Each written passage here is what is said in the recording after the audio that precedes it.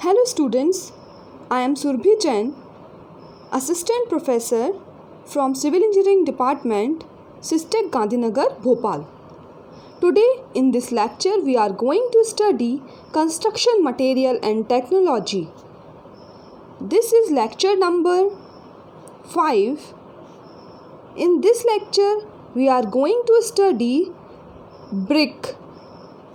The remaining topic of brick which we will cover in this lecture topics are improved brick from inferior soils, clay fly ash brick. In last topic we have covered manufacturing process of brick and test of brick.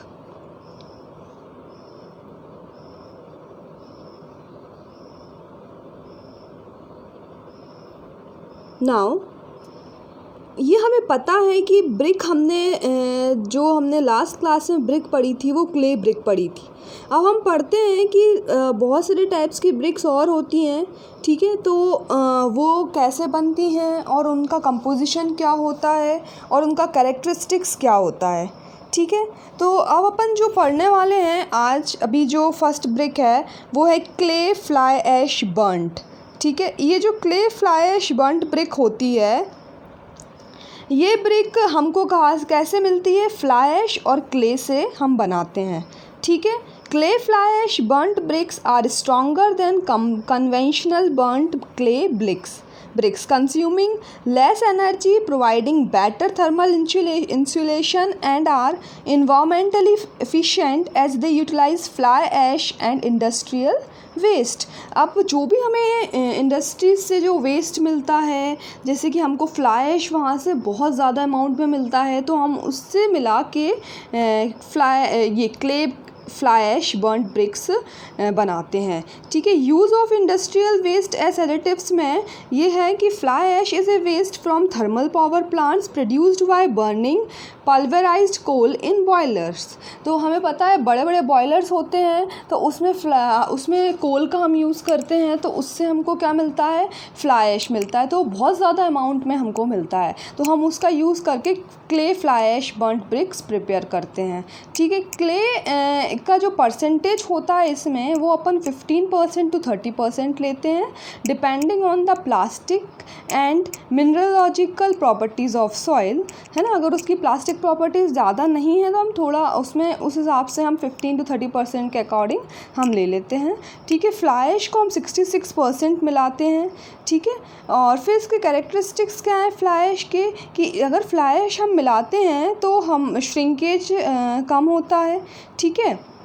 Due to drying of black cotton soil and other plastic clay, bulk density is reduced to 1.6 gram per meter cube. Compressive strength of brick made from black and plastic red soil is increased by 50% to 60%. Average compressive strength of 7.5 to 20 megapascal होती है। जो average जो compressive strength होती है clay fly ash burnt bricks की वो 7.5 to 20 megapascal होती है। Fly ash sand lime brick अब हम पढ़ने जा रहे हैं तो इसमें जो कंपोजिशन होता है इसका वो फ्लाई ऐश और लाइम होता है। ये ब्रिक्स भी बहुत ज़्यादा स्ट्रॉन्ग होती हैं, ठीक है। इनमें जो वाटर एब्जॉर्प्शन होता है वो कम होता है, क्रशिंग स्ट्रेंथ इनकी अच्छी होती है। इसमें जो परसेंटेज होता है फ्लाई ऐश और सैंड का वो हम 30% to 65% लेते हैं, है ना। और उसमें जो लाइम का परसेंटेज होता है 50% to 35% होता है। और इसमें in addition to advantage of fly ash lime इसमें क्या होता है ये भी वही होता है कि जो पहली बात तो लाइम है तो लाइम के कारण जो ड्राइंग टाइम होता है वो भी रिड्यूस हो जाता है, वर्केबिलिटी इसकी इंक्रीज़ होती है और वाटर एब्जॉर्प्शन इसका कम होता है ना। और इसकी जो क्रशिंग स्ट्रेंथ होती है वो 10 to 25 होती है। नेक्स्ट इसमें है फ्लाई ऐश लाइम जिप्सम। इसमें क्या है फ्लाई ऐश इसमें अपन जो यूज़ करते हैं इंडस्ट्रियल वेस्ट का वो होता है फ्लाई ऐश, फिर होता है calcined gypsum by product of phospho gypsum और नेचुरल जिप्सम लाइम, ठीक है। ये सब हमको जो इंडस्ट्रियल वेस्ट होते हैं ये वहाँ से मिलते हैं, ठीक है। इसमें जो फ्लाई ऐश का कंपोजिशन होता है अपन 15% to 30% लेते हैं और लाइम का कंपोजिशन 5% to 20% लेते होते हैं। जिप्सम जो होता है वो predetermined property proportion work efficiently based on soil properties and high compressive strength होती है इसके 30 to 65 megapascal. Low water absorption होता है इसका। तो इस वे में हमने 3 टाइप की ब्रिक्स अभी इस पीपीटी पे देख ली हैं, इस स्लाइड में हमने देख लिए हैं कि क्ले फ्लाई बर्न ब्रिक्स होती है, fly ash sand lime bricks होती हैं, fly ash lime gypsum bricks भी होती हैं। ठीक है, तो उनकी हमने कैरेक्टरिस्टिक्स भी देख लिया है और उनमें क्या क्या परसेंटेज जो एडिटिव्स हम यूज़ करते हैं उनका क्या क्या परसेंटेज होता है वो भी हमने इसमें पढ़ा है। नेक्स्ट हम पढ़ेंगे क्ले रेड मड बर्नट। तो इसमें क्या होता है, हम जो इन ब्रिक्स में यूज़ करते हैं एल्यूमिना रेड और या फिर बॉक्साइट यूज़ करते हैं अपन। ठीक है, और ये जो हमें मिलता है एल्यूमिना रेड और बॉक्साइट जो हमको मिलता है ये हमें कहाँ से मिलता है, इंडस्ट्रियल वेस्ट होता है ये। ठीक है, इसमें जो परसेंटेज अपन लेते हैं तो वो critical mix with pre determined proportion जो भी होता है उसके अकॉर्डिंग अपन उसको ले लेते हैं। जो इसकी कैरेक्टरिस्टिक होती है वो ये होता है कि critical firing temperature above 1100 degree Celsius imparts high compressive strength. अगर अपन को हाई कंप्रेसिव स्ट्रेंथ रिक्वायर है तो अगर 1100 डिग्री सेल्सियस टेम्परेचर के ऊपर अगर अपन फायरिंग करते हैं तो इससे जो ब्रिक में हमको मिलता है वो हाई कंप्रेसिव स्ट्रेंथ हमको मिलती है। ठीक है, ये जो ब्रिक्स होती हैं ये जो आपकी रेड बर्नट मड ब्रिक्स होती हैं ये they have good architectural value as facing bricks due to their pleasing hues of colour. ठीक है, red mud in addition improves the quality of bricks made from inferior soil which is deficient in clay content. उसमें जो clay content होता है deficient होता है। और इसमें एक बात और बता दूँ, ये जो इसमें लिखा हुआ है आर्किटेक्चरल वैल्यू, तो इसमें हमको इन ब्रिक्स से जो आर्किटेक्चरल वैल्यू मिलती है, मतलब जो अपन फ्रंट में बिल्डिंग में यूज़ करते हैं, फेसिंग में यूज़ करते हैं ब्रिक को, तो बहुत अच्छी लगती हैं ये ब्रिक्स। जो इनका आर्टिफिशियल वैल्यू होता है ये बहुत अच्छा होता है और इससे जो हमको एस्थेटिक अपीयरेंस मिलता है वो बहुत अच्छा मिलता है, क्योंकि हम इनको फ्रंट में जो फेस वर्क होता है बिल्डिंग का उसमें हम इनको यूज़ करते हैं। तो ये हो गया आपका clay red mud burnt. Next हम पढ़ने जा रहे हैं लैटो ब्लॉक्स। ये भी इम्प्रूव्ड ब्रिक्स होते हैं made from laterite soil and cement और lime. Laterite soil is available in south west of India in the form of large soft rock masses. South west जो है इंडिया का वहाँ पे हमको लेटराइट सॉइल बहुत अबंडेंट में मिलता है। ठीक है, the bricks are moulded under pressure to produce strong and good quality blocks. They consume less energy and are available in a range of colors from cream to crimson. Now ये जो laterite soil मिलता है हमको ये industrial waste होता है और ये बहुत अबंडेंट में साउथ वेस्ट इंडिया में अपन को मिलता है। ठीक है, नेक्स्ट लेटराइट सॉइल सीमेंट और लाइम क्ले ये प्रीडिटरमाइंड प्रोपोर्शन में हम इनको ले लेंगे। फिर high pressure compaction leads to high compressive strength. अगर हाई प्रेशर अगर आप कॉम्पैक्शन उसमें करते हो, मतलब जब अपन मोल्डिंग करते हैं तो उस समय अपन हाई कॉम्पैक्शन से के थ्रू अपन ब्रिक को मोल्ड को फिल करेंगे तो हमको उतनी ज़्यादा कंप्रेसिव स्ट्रेंथ मिलेगी। मतलब आप डेंसिटी इंक्रीज़ कर रहे हो मोल्ड की, जब ब्रिक में जो क्ले है उसको फिल कर रहे हो तो जो अपन को जो मिलेगा ब्रिक यहाँ से ब्लॉक मिलेगा वो हाई कंप्रेसिव स्ट्रेंथ का मिलेगा। नेक्स्ट हमने देखा स्टोन डस्ट ब्रिक्स। ठीक है, जो स्टोन डस्ट हमको बेसाल्ट या फिर ग्रेनाइट या फिर सैंडस्टोन से मिलता है ना। ये स्टोन क्वारीज से भी मिल सकता है जब हम प्रोसेसिंग प्लांट वहाँ पर एस्टेब्लिश करते हैं तो उस समय हमको ये जो उनसे डस्ट मिलता है उसका हम यूज़ करते हैं यहाँ पे ब्रिक बनाने में। तो स्टोन डस्ट अपन यहाँ 25% या 40% अपन ले रहे हैं। ठीक है, और इसमें उन्होंने ये बोला है कि stone dust bricks are bricks that utilize a rich siliceous source such as stone dust to modify the shaping and drying behaviour of high plastic soil such as black cotton soil. Efficient local products with low embodied energy are prepared, मतलब इसमें आपको कुछ भी नहीं करना है। जो आप स्टोन डस्ट ब्रिक्स होता है वो स्टोन डस्ट जो हमको मिलता है बेसाल्ट ग्रेनाइट सैंडस्टोन से, क्वारीज से हमको मिलता है। जब प्रोसेसिंग प्लांट होता है उसमें से, तो ये अपन यूज़ करते हैं ब्रिक बनाने में, ठीक है। इसकी जो कैरेक्टरिस्टिक ये होती है वो होती है कि firing at 1000 degree Celsius yields compressive strength greater than 10 megapascal, water absorption is less than 15%, reduces the linear drying shrinkage to 4% to 6%, ठीक है। तो ये तो आपको समझ में आ ही गया होगा। इससे जो कंप्रेसिव वाटर एब्जॉर्प्शन होता है वो 15% से कम होता है, उसकी जो कंप्रेसिव स्ट्रेंथ होती है वो 10 मेगापास्कल से ज़्यादा होती है, जो श्रिंकेज होती है वो 4% to 6% के बीच में होती है। फिर है coal shale brick. Coal shale brick जो होती हैं वो कंटेन करती हैं coal shale 75 to 80% of siliceous mineral rejected from coal washeries, ठीक है, जो इंडस्ट्रीज़ होती हैं वहाँ से। इसमें अपन को जो ये होती है इसकी जो कंप्रेसिव स्ट्रेंथ होती है इनसे बनाई गई ब्रिक्स की वो 10 to 25 मेगापास्कल होती है, और जो वाटर एब्जॉर्प्शन होता है वो 6% to 15% होता है। नेक्स्ट राइस हस्क ऐश ब्रिक। ये जो होती हैं इसमें राइस हस्क का अपन यूज़ करते हैं, जिसमें 90% होता है, और उसके बाद सिलिका होता है 90%, और 30% इसमें अपन राइस हस्क यूज़ कर रहे हैं, ठीक है। क्ले भी अपन यूज़ करते हैं थोड़ा बहुत इसमें। उसने बोला है कैरेक्टरिस्टिक में firing the bricks at 1000 ±20 degree Celsius, अपन उसमें प्लस माइनस कर सकते हैं 20 डिग्री सेल्सियस तक, और इनकी जो कंप्रेसिव स्ट्रेंथ होती है वो भी 10 मेगापास्कल से ज़्यादा होती है, ठीक है। कॉस्ट इफ़ेक्टिव ब्रिक्स बनाई जाती हैं ये राइस हस्क ऐश ब्रिक्स की। नेक्स्ट अपन जाते हैं आगे। तो ये ऐसे हमने करके टाइप्स ऑफ ब्रिक्स देख लिया था depending on the material used, और जो भी हम मटेरियल यूज़ कर रहे हैं वो हम इंडस्ट्रियल वेस्ट से जो निकल रहा है उससे हम यूज़ कर रहे हैं, ठीक है।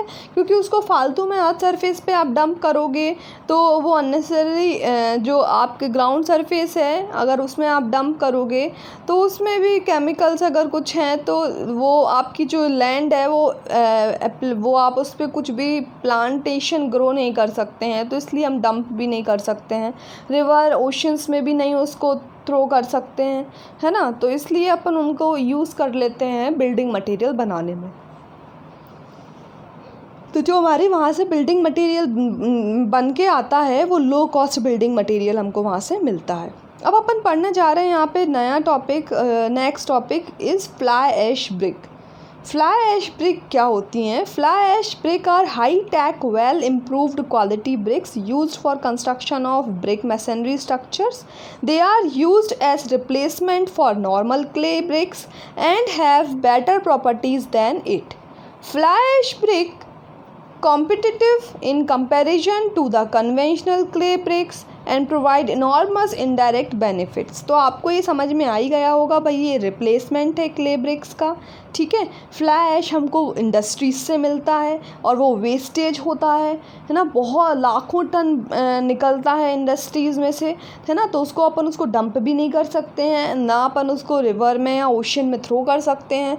तो और उससे जो अपन ने ब्रिक बनाया उसकी कंप्रेसिव स्ट्रेंथ वाटर एब्जॉर्प्शन वगैरह भी बहुत अच्छा आया, मतलब जो हमें ज़रूरत रहता है मीन्स वो आया। अपन कंपोजिशन देख लेते हैं। फ्लाई ऐश ब्रिक बनाने में फ्लाई ऐश ज़रूरत पड़ता है, सीमेंट भी लगता है, थोड़ा सा सैंड यूटिलाइज होता है, वाटर लगता है अपन को, है ना। Next sources of fly ash. 72% of India's power plant are coal based. These power stations generate nearly 40 million tons of fly ash annually। मतलब अपन को क्या यहाँ से 72% of India's power plant are coal based हैं, उनमें कोल का यूज़ करते हैं अपन पावर प्लांट्स में, ठीक है। तो उनमें से जो हमको फ्लाई ऐश मिलता है एनुअली वो 40 मिलियन टन्स मिलता है।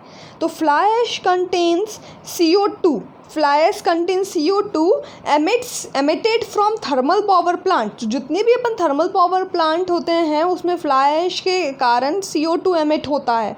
तो industries using coal as a fuel, क्योंकि वो कोल को यूज़ करती है एज ए फ्यूल, और अनवांटेड उससे अपन को ऐश भी मिलता है। And smoke from which fly ash is produced, और फ्लाई ऐश जब प्रोड्यूस होता है तो उसमें से स्मोक भी प्रोड्यूस होती है। In all the power plant are industries they separate the fly ash by using the cyclone converter. तो हमको यहाँ से जो फ्लाई ऐश मिल रहा है वो हम इनमें से साइक्लोन कन्वर्टर से निकाल के हम फ्लाई ऐश कन्वर्ट करके हमको फ्लाई ऐश मिल जाता है। This fly ash is then used as a raw material for manufacture of brick. तो इस फ्लाई ऐश को अपन एज ए रॉ मटेरियल की तरह ब्रिक बनाने में यूज़ करते हैं, क्योंकि 50 मिलियन टन्स बहुत सारा होता है ना। उसको अपन इधर उधर डंप करेंगे तो अननेसेसरली लैंड में जो आपकी लैंड जो जिसको अपन यूज़ कर रहे हैं कल्टीवेशन के लिए, तो वो दिक्कत करेगा, ठीक है। और उसके बाद अपन अगर रिवर ओशन में भी अपन डंप नहीं कर सकते हैं, ठीक है, तो अपन उसको यूज़ कर लेते हैं ब्रिक बनाने में। Next topic is nature of pollution caused by fly ash. Fly ash causes severe pollution of air and water, and its disposal gobbles up large tracts of land। अगर उसको अपन डिस्पोज भी करते हैं तो वो जो लैंड का लार्ज एरिया में आएगा, है ना, और वो लैंड कुछ यूज़ का नहीं रह जाएगा। Well planned programs for proper management of fly ash are therefore being undertaken to enhance the use of fly ash in various applications, so that our already previously imbalanced environment can be protected। ठीक है, तो इसमें आपको इतने tough words लग रहे हैं तो इनका कोई दिक्कत नहीं है। अब इनमें बस इतनी सी बात है कि आपको जो फ्लाई ऐश होता है वो सीवियर पॉल्यूशन होता है उससे एयर और वाटर में, ठीक है। अगर उसको आप डिस्पोज करोगे तो वो भी आपकी लैंड सरफेस को वेस्ट कर देगा। तो इसको प्रॉपर अपन प्लांट करते हैं और उसका प्रॉपर मैनेजमेंट के साथ उस जो फ्लाई ऐश है उसको अपन यूज़ करते हैं, उसकी डिफरेंट एप्लीकेशंस अपन यूज़ करते हैं। Now flow chart showing the manufacture of fly ash brick, ठीक है। मैन्युफैक्चरिंग अपन प्रोसेस देख लेते हैं इसमें। तो इसमें जो मैन्युफैक्चरिंग प्रोसेस है इसमें सबसे पहले अपन क्या करते हैं, फ्लाई ऐश बनाने के लिए उसमें फ्लाई ऐश में मिक्स करते हैं सीमेंट का, सैंड का एंड वाटर का, ठीक है। तो इस जो मिक्सचर होता है, जो फ्लाई ऐश होता है वो मिक्सचर होता है cement, sand and water. Pouring of motor into the moulds, फिर हम इसमें मिक्स करने के बाद हम मोल्ड्स में उनको फिल करते हैं कंप्रेस करके। फिर उनको हम ड्राई करने के लिए रख देते हैं एटमॉस्फेरिक टेम्परेचर और प्रेशर पे। उसको अपन 28 दिन के लिए क्यूरिंग करते हैं, 28 दिन की इनकी क्यूरिंग होती है, ठीक है।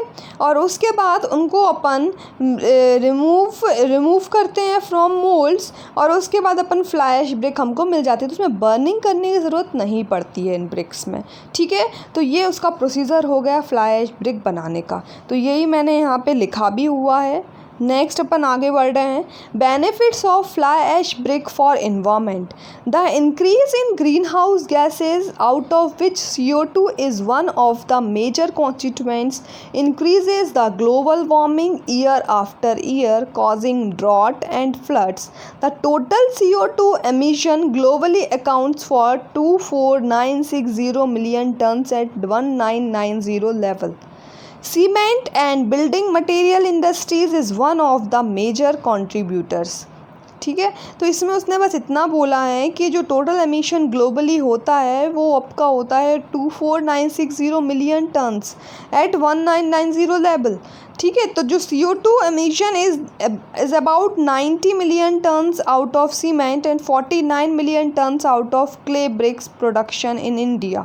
तो जो CO2 emission होता है वो 90 मिलियन टन्स होता है आउट ऑफ सीमेंट, जब सीमेंट प्रोड्यूस होती है, और जब क्ले ब्रिक प्रोडक्शन अपन करते हैं इंडिया में तो तब 49 मिलियन टन्स CO2 emission होता है।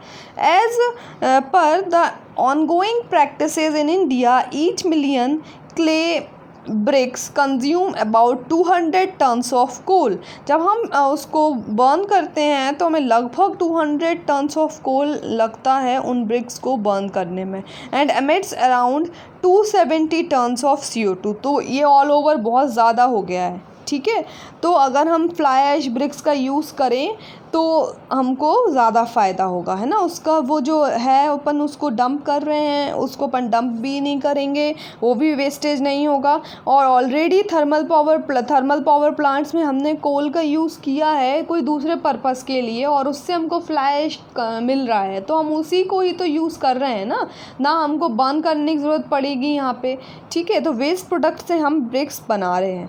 तो fly ash brick production in energy free route saves the emission totally, ठीक है। टोटली आपका एमिशन सेव हो जाता है, benefiting the project to qualify under clean development mechanism. तो CDM उन्होंने नाम दे दिया है, as envisaged by Kyoto protocol towards the welfare of mother earth. तो ये इतना इम्पॉर्टेंट नहीं है, बस मेन यही था कि इतना सारा एमिशन CO2 का हो रहा है सीमेंट प्रोडक्शन में, ठीक है। फिर उसके बाद क्ले ब्रिक प्रोडक्शन में, फिर उसको बर्न करने के लिए अपन को जब 270 टन्स फिर से एमिट होता है CO2।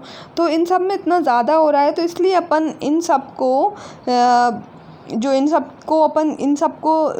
बचाने के लिए अपन फ्लाई ऐश ब्रिक का प्रोडक्शन करते हैं। Next is comparison of clay bricks and fly ash brick. तो उन्होंने कुछ कंपैरिजन बता दिया है, density, compressive strength, absorption, dimensional stability, wastage during transit and plastering में। तो जो रेड ब्रिक्स और फ्लाई ऐश ब्रिक्स में अपन देख रहे हैं, जो क्ले ब्रिक्स अपन बनाते हैं वो वाली ब्रिक्स, और फ्लाई ऐश ब्रिक में तो जो रेड ब्रिक्स होती हैं, मतलब क्ले ब्रिक्स होती हैं, उसमें जो उनकी डेंसिटी होती है वो 1600 to 1750 kg/m³ होती है, एंड फ्लाई ऐश ब्रिक की जो डेंसिटी होती है वो 1700 से 1850 kg/m³ होती है ना। तो हायर, इससे क्या पता चलता है, जितनी ज़्यादा डेंसिटी होगी उतने लोड को वो ज़्यादा बियर कर पाएगा, ठीक है। तो कंप्रेसिव स्ट्रेंथ जो होती है क्ले की वो लगभग 80 to 85 kg/cm² होती है क्ले ब्रिक्स की, और फ्लाई ऐश ब्रिक की जो होती है वो 90 to 100 kg/cm² होती है उसकी कंप्रेसिव स्ट्रेंथ, और हायर लोड को बियर कर पाती हैं ये BRICS.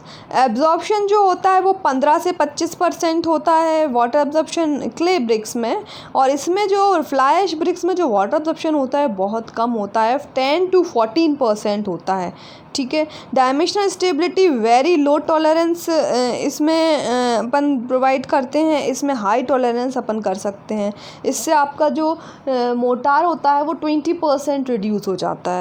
Next, wastage during transit में इसमें सिर्फ अप टू 10% होता है, इसमें लेस देन 2% होता है, इसके कारण 8% अपन कॉस्ट को सेव कर सकते हैं।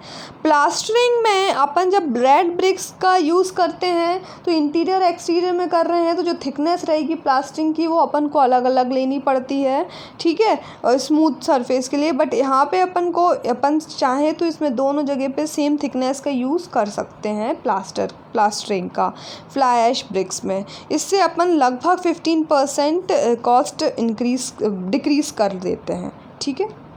उसमें इंक्रीज़ हो जाती है क्ले ब्रिक्स में, इसमें डिक्रीज़ हो जाती है। नेक्स्ट कुछ एडवांटेज हमने लिए हैं, तो जो डेड लोड होता है ओवरऑल स्ट्रक्चर का, वो डेड लोड रिड्यूस हो जाता है, क्योंकि एक जो ब्रिक होती है वो 2.6 kg की होती है और उसके डायमेंशंस हमने लिखे हुए हैं, तो ओवरऑल डेड लोड स्ट्रक्चर का क्या हो जाता है, कम हो जाता है। Same number of bricks will cover more area than clay bricks. High fire insulation होता है इसका। Due to high strength practically no breakage during transport and use में, है ना, हाई स्ट्रेंथ होता है, ब्रेकेज भी नहीं हो पाता है ट्रांसपोर्टेशन में। Due to uniform size of bricks mortar required for joint and plaster reduces almost by 50%। इसका यूनिफॉर्म साइज शेप होता है, तो जो मोटार की जो रिक्वायरमेंट होती है वो रिड्यूस हो जाती है ऑलमोस्ट 50%। जब अपन वॉल बनाते हैं तो वॉल बनाने में जो अपन मोटार का यूज़ करते हैं दो ब्रिक्स के बीच में मैसनरी वॉल बनाने के लिए, तो उस समय जॉइंट्स पे, उसके बाद कॉर्नर्स में उसकी ब्रिक्स के शार्प होते हैं कॉर्नर्स एजेस वगैरह, तो मोटार का जो रिक्वायरमेंट होता है वो ऑलमोस्ट 50% कम हो जाता है। ठीक है, तो इससे हमारा जो ओवरऑल कॉस्ट रहता है वो डिक्रीज़ हो जाता है। फिर उसका due to low water penetration seepage of water through bricks is considerably reduce. Seepage भी उसका रिड्यूस हो जाता है, लो वाटर पेनिट्रेशन होता है। तो gypsum plaster can be directly applied on these bricks without a backing coat of lime plaster. तो आप डायरेक्टली यहाँ पे जिप्सम प्लास्टर का यूज़ कर सकते हैं, बैक पे लाइम प्लास्टर की ज़रूरत भी नहीं है ना। These bricks do not require soaking in water for 24 hours. Sprinkling of water before use is enough। तो आपको सोक वो करने की ज़रूरत नहीं है इन वाटर को यूज़ करने से पहले। आप अगर थोड़ा बहुत पानी भी स्प्रिंकल कर दोगे यूज़ करने से पहले तो भी चल जाएगा। ठीक है, लेकिन अपन को जो जो अपन क्ले ब्रिक्स यूज़ करते हैं, मैंने आपको बताया था उस समय भी, आपको यूज़ करने से पहले उसको सोक करना पड़ता है। उसके ऊपर अपन एबंडेंट अमाउंट में वाटर को स्प्रे करते हैं। तो अपन ये इसलिए स्प्रे करते हैं, 2-3 बार स्प्रे होता है जब साइड पे आती है ब्रिक, तो उसमें इसलिए अपन करते हैं जिससे कि वो जितना पानी उसको एब्जॉर्व करना है वो पहले ही उतना वाटर को एब्जॉर्व कर ले। नेक्स्ट है इसका डिसएडवांटेज। डिसएडवांटेज में क्या है, mechanical strength is low but this can be rectified by adding marble waste और मोटार बिटवीन ब्लॉक्स। तो जो इसकी मैकेनिकल स्ट्रेंथ होती है वो क्या होती है, कम होती है, तो उसको अपन रेक्टिफाई कर लेते हैं अगर अपन मार्बल बेस्ड वेस्ट उसमें ऐड कर देते हैं। और उसके बाद मोटार, जब अपन दो ब्रिक्स के बीच में जब मोटार फिलिंग करते हैं तो उस समय भी उसकी स्ट्रेंथ को अपन रिड्यूस कर देते हैं। लिमिटेशन ऑफ साइज, तो only modular size can be produce, large size will have more breakage. तो मॉड्यूलर साइज ही अपन यूज़ करते हैं, लार्ज साइज यूज़ नहीं करते ब्रिक्स का। It is only good for the places like subtropical area or area where climate is warm because it does not absorb heat, but during cold it is not helpful। क्योंकि अपन को इनको dry करने के लिए अपन 28 दिनों के लिए मैंने बताया था अभी लास्ट स्लाइड में अपन ने देखा था कि अपन उसको 28 डेज़ के लिए ड्राई करने के लिए रखते हैं और नेचुरली तरीके से करते हैं। तो अपन अगर बहुत ज़्यादा कोल्ड रहता है जिस एरिया में, तो वहाँ पे हम इसका यूज़ नहीं कर सकते, तो ये उसका डिसएडवांटेज हो जाता है। ठीक है, नेक्स्ट हमको आज इतना ही लेक्चर था इसमें, क्योंकि ब्रिक हमारा ख़त्म हो गया है। तो ब्रिक में जो हमने आज पढ़ा, इसमें फ्लाई ऐश बहुत इंपॉर्टेंट है और थोड़ा पता होना चाहिए कि ब्रिक्स कितने टाइप की होती हैं, तो वो भी हमने देख ली हैं। बाकी का हमने ब्रिक्स का जो पोर्शन है वो थर्ड एंड फोर्थ लेक्चर में कंप्लीट कर लिया था। इस 5th लेक्चर में जो बचा हुआ रिमेनिंग पोर्शन था वो हमने कंप्लीट कर लिया है। जो नेक्स्ट पीपीटी हम पढ़ेंगे, लेक्चर नंबर 6 पढ़ेंगे, उसमें हम मोटार पढ़ेंगे। मोटार आपका एक ही दिन का टॉपिक है, तो वो एक ही दिन में आपका मोटार फिनिश हो जाएगा एक ही लेक्चर में। उसके बाद आपको कंक्रीट में 2 से 3 लेक्चर्स रिक्वायर्ड लगेंगे, तो आपका इससे यूनिट कंप्लीट हो जाएगा, फर्स्ट यूनिट। ठीक है, थैंक यू स्टूडेंट्स।